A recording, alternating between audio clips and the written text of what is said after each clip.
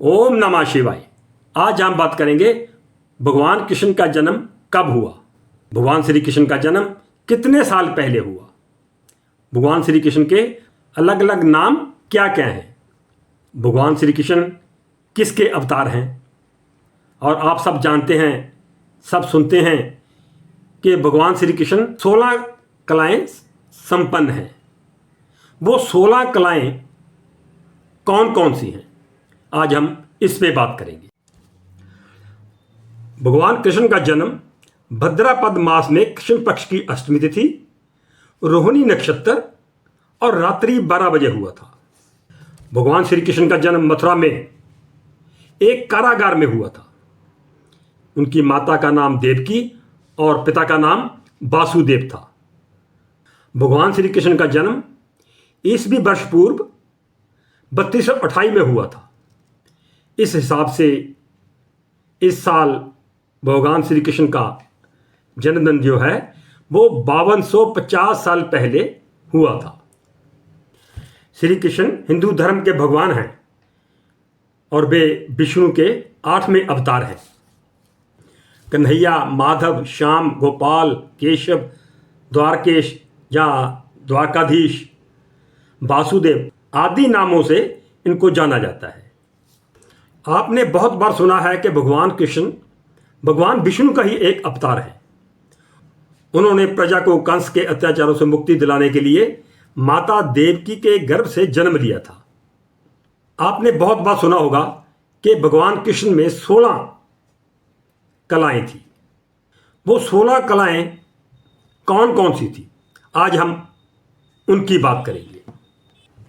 और वो 16 कलाएं हैं: नंबर 1 कांति, नंबर 2 विद्या, 3 बिमला, 4 उत्कर्षणी शक्ति, 5 नीर शीर विवेक, 6 क्रिया कर्मता, 7 योग शक्ति, 8 विनय, 9 सत्य धारणा, 10 अधिपत्य, 11 अनुग्रह क्षमता, 12 श्री धन संपदा, 13 भू संपत्ति, 14 कीर्ति संपदा, 15 वाणी की सम्मोहकता और 16 लीला की कला। ये 16 कलाएं भगवान कृष्ण में हाजिर थी, उनके पास थी। अब हम एक एक करके कि ये होती क्या हैं। जिसे कांति कहा है पहले में, इसमें क्या होता है कि इस कला में व्यक्ति के चेहरे पर एक ऐसी कांति होती है, ऐसा तेज होता है जिसके चेहरे से नजरें हटाने को मन ही नहीं करता। मन करता है कि देखता ही जाऊं, वक्त यहीं रुक जाए।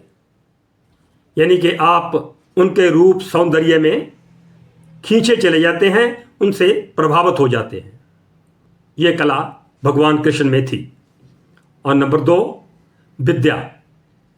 सभी प्रकार की विद्याओं में निपुण व्यक्ति, जैसे वेद वेदांग के साथ युद्ध और संगीत कला आदि इत्यादि में परंपरागत, संगीत में निपुण, वेद वेदांगों में निपुण, ऐसे भगवान कृष्ण इस कला से भी संपन्न थे।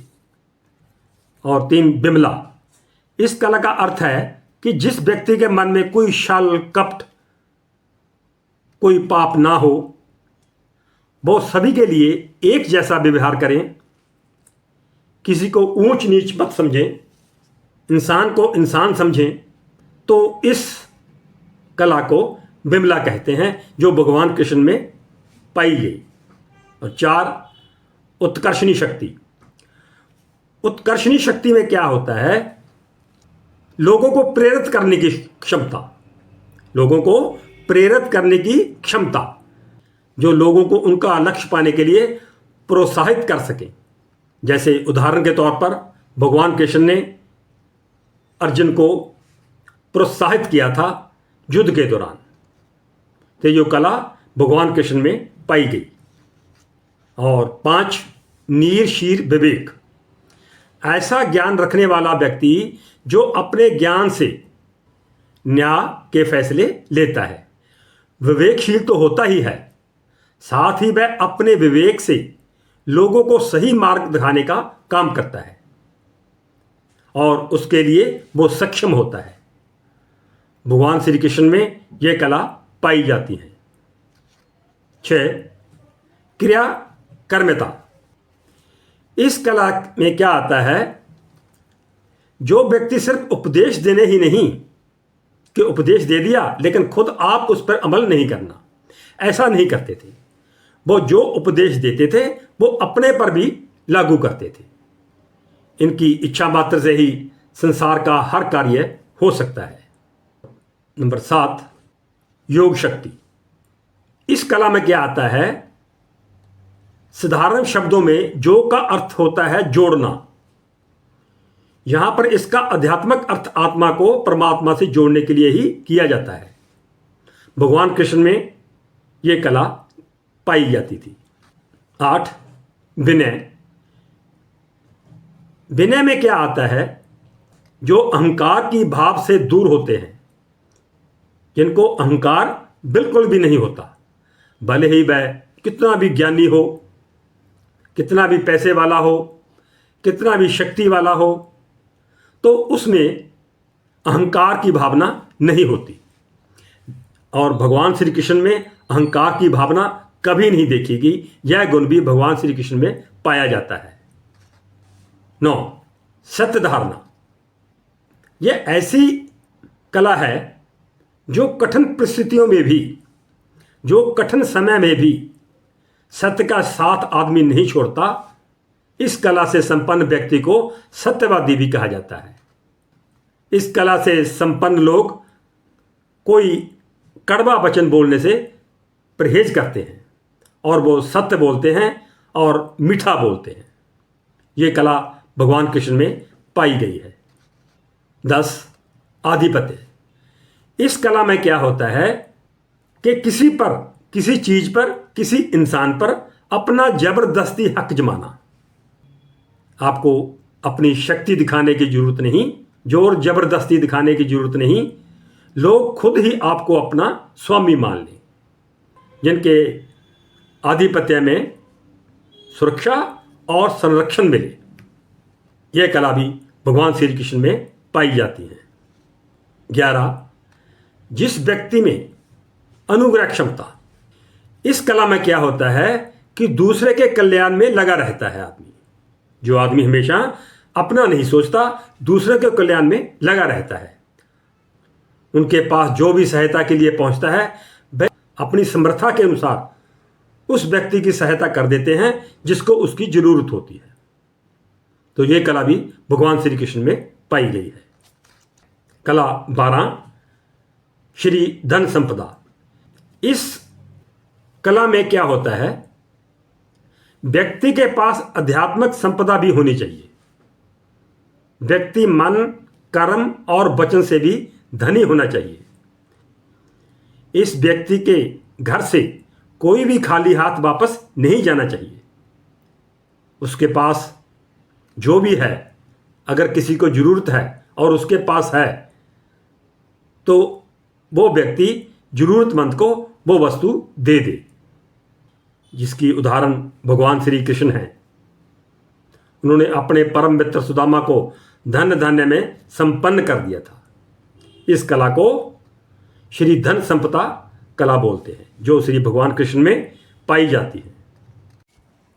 12. भूसंपत्ति। भूसंपत्ति कला क्या होती है, जो लोग पृथ्वी के राज भोगने की क्षमता रखते हैं, वह भूसंपदा कला से पूर्ण कहलाते हैं। भगवान श्री कृष्ण में भूसंपत्ति कला मौजूद थी और इसी कला के चलते द्वारका का राजपाट उन्होंने संभाला था। 14.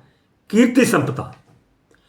कीर्ति संपदा कला में क्या होता है, कीर्ति यानी ख्याति, प्रसिद्धि, अर्थात जो देश दुनिया में प्रसिद्ध हो जाए, सब लोग उनको जानने लगें, सब लोग उनको प्यार करें। जो लोग आदमी जल कल्याण कार्यों में हमेशा आगे रहता है, सभी की मदद करने के लिए हमेशा तत्पर रहता है, यह सभी गुण भगवान कृष्ण में मौजूद थे। इसलिए कीर्ति संपदा कला से संपन्न माने जाते हैं। 15. वाणी की सुमुखता। ये कला बहुत लोगों के पास होती है, जैसा कि इनके नाम से ही पता चलता है कि जो व्यक्ति अपनी वाणी से सभी का दिल जीत ले वह वाणी सम्मोहक कला से पूर्ण कहलाता है। भगवान श्री कृष्ण अपनी इस कला के कारण सबका मन मोह लेते थे, इसलिए उन्हें मोहन भी कहा जाता है। और अंत में 16 लीला की कला।